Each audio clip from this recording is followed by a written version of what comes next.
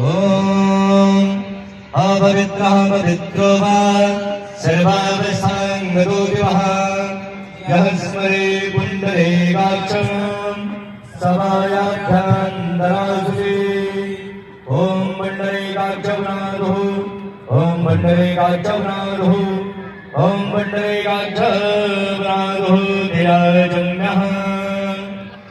ॐ केशवाय नमः ॐ नारायणाय नमः ॐ माधवाय नमः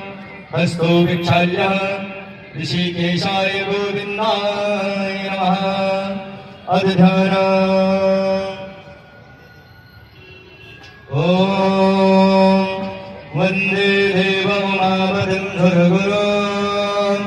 वन्दे जगत्कारणं वन्दे वन्यगभूषणं मृगधरं वन्दे वसोराम्बरे वन्दे सूर्यशशाङ्कवन्दिनयनं वन्दे मुकुन्दप्रियं वन्दे भक्तजनाश्रयं जवरदं वन्दे शिवं शङ्करं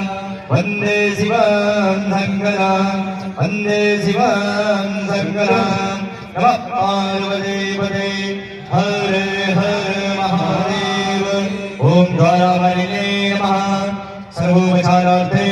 गन्धाक्षपुष्पाणिं समर्पयामि ज्वालामालिने नमः एक बार सभी लोग प्रेम से बोलें बोलो महादेव की जय।